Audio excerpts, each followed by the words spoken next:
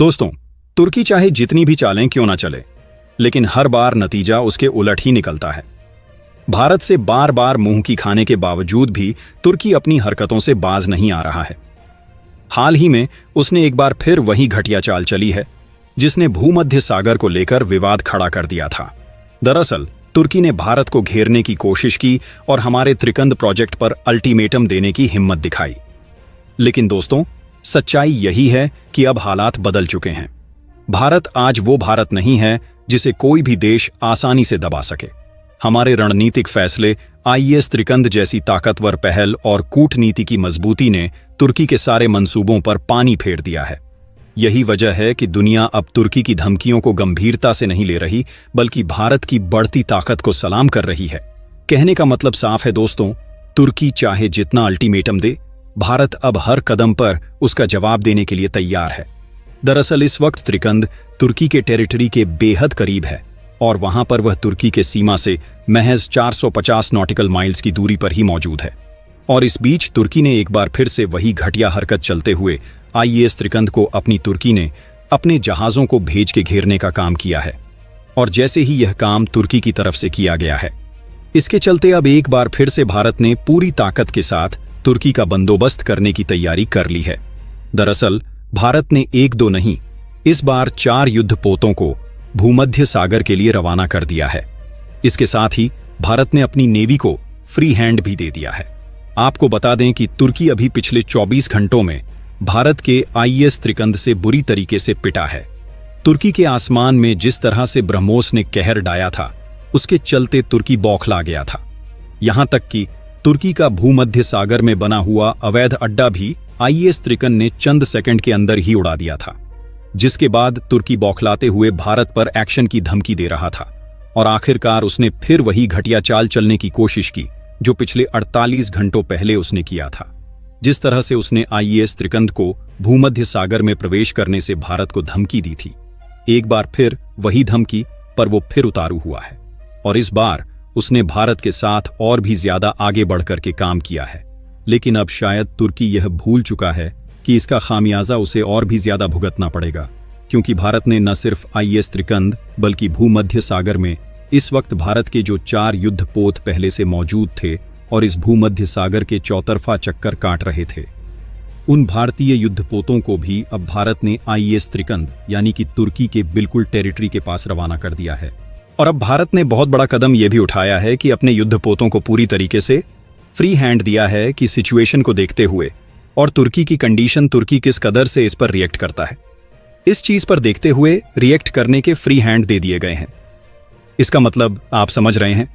Free hand का मतलब यह है कि अब नेवी के पास पूरी ताकत आ चुकी है कि वह तुर्की के किसी भी हमले का या फिर किसी भी धमकी का जवाब उसी की भाषा में देने के लिए पूरी तरीके से उन्हें छूट मिल चुकी है।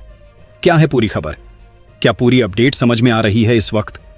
और किस कदर से तुर्की ने एक बार फिर से आईएस त्रिकंद को घेरने का काम किया है? वो तुर्की जो अब तक 48 घंटे पहले पूरी तरीके से टूट गया था, वह तुर्की जो अपनी नेवी को पिछले 12 घंटों में भारत के आईएस त्रिकंद से पीछे खींच रहा था। अचानक से उसने क्यों भारत के आईएस त्रिकंद को दोबारा से निशाना बनाया है, समझेंगे इस वीडियो में।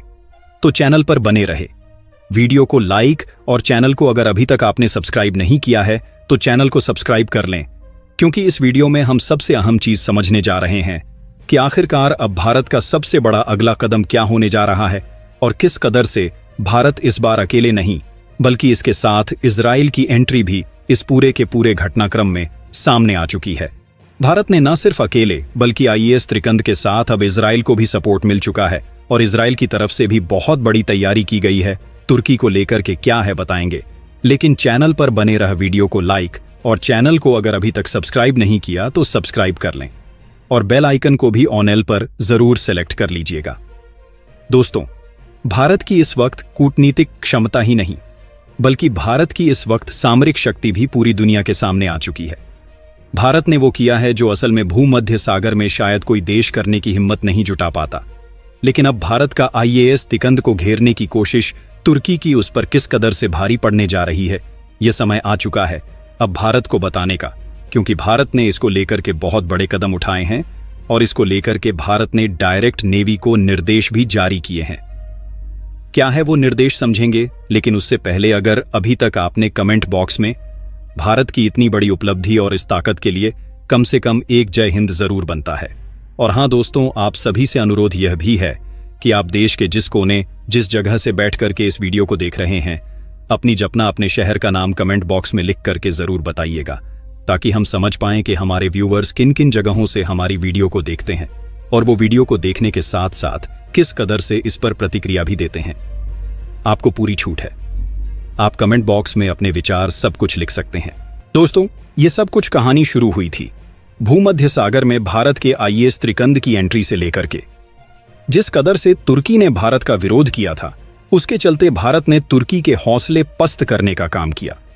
भारत ने 1-2 नहीं बल्कि 3 ब्रह्मोस दाग करके तुर्की को बैकफुट पर ला दिया था। लेकिन अचानक से एक बार फिर से तुर्की ने पीठ पीछे छुरा घोंपने और भारत को सामने कुछ और पीछे कुछ और दिखाने की कोशिश की है। जी हां, तुर्की को भारत पहले ही भाग चुका था और आईएएस त्रिकंद इस वक्त आपको बता दें कि लगभग 450 नॉटिकल माइल्स सिर्फ तुर्की की समुद्री सीमा से दूर है और वह इस वक्त ग्रीस के साथ मौजूद है। यहां पर हाल यह बन चुका है कि तुर्की अब भारत के फट्टे में टांग अड़ाने की कोशिश कर रहा है। वही किया जिस बात का भारत को पहले से ही डाउट था। दरअसल भारत ने पहले ही कहा था, और पूरे के पूरे दुनिया के यह नियम कहते हैं कि अगर कोई देश किसी दूसरे देश के साथ अपनी नेवल एक्सरसाइज या कोई भी एक्सरसाइज कर रहा है और तीसरा देश उस पर आक्रमण करने की या उस क्षेत्र पर अधिकृत करने की कोशिश करता है, तो ये सीधे उन देशों के ऊपर आक्रमण माना जाएगा। और एक बार फिर से तुर्की ने वही किया। दरअसल तुर्की ने किया क्या है, उसने आईएएस भारत का आईएएस त्रिकंद, जो इस पूरे के पूरे नेवल एक्सरसाइज में पहुंचा हुआ था, वो तुर्की की टेरिटरी से लगभग 400 नॉटिकल माइल की दूरी के आगे मौजूद था। और तुर्की ने अपनी नेवी के 5 युद्धपोतों को भेज के आईएएस त्रिकंद को चौतरफा घेर लिया है। साथ साथ तुर्की ने यह भी यहां से ड्रोन भी रवाना किए हैं। वो ड्रोन जो सुसाइडर ड्रोन्स के नाम से जाने जाते हैं, उसे आईएएस त्रिकंद को निशाना बनाने के लिए तुर्की ने रवाना किए हैं। और इस वक्त स्थिति यह बनी हुई है कि भूमध्य सागर में आईएएस त्रिकंद बीच में और चारों तरफ से तुर्की के जहाजों ने घेरा डाल रखा है। और अब घेरा डालने के साथ ही तुर्की भारत को फिर से अल्टीमेटम देने की कोशिश कर रहा है। तुर्की ये कह रहा है कि अगर आईएएस त्रिकंद तुर्की के सीमा, यानी कि जो नॉटिकल माइल जो समुद्री सीमा होती है, उससे लगभग 8000 नॉटिकल माइल दूर जाए, और अगर ऐसा नहीं करता है तो इसके बाद उनका बहुत बड़ा एक्शन आईएएस त्रिकंद पर होने जा रहा है। खैर, या तो रही तुर्की की बात, लेकिन तुर्की को यह बात बहुत महंगी पड़ने जा रही है, क्योंकि भारत ने इस पर बहुत बड़ा स्टेप लिया है। भारत ने तुर्की के भूमध्य सागर में, जो पहले से भारत के 4 युद्धपोत मौजूद थे, जिनका हमने आपको पहले ही जिक्र किया था कि भारत ने अपने भूमध्य सागर के आसपास 4 युद्धपोतों को पहले ही भेज दिया है। अब आखिरकार उन युद्धपोतों को समय आ चुका है कि भारत अब तुर्की के अंदर पहुंच जाए, और इस वक्त आईएएस त्रिकंद की तरफ भारत ने उन 4 युद्धपोतों को रवाना कर दिया है। दोस्तों, एक सच्चे भारतीय होने पर चैनल को जरूर सब्सक्राइब करें और कमेंट में जय हिंद जरूर लिखें। धन्यवाद।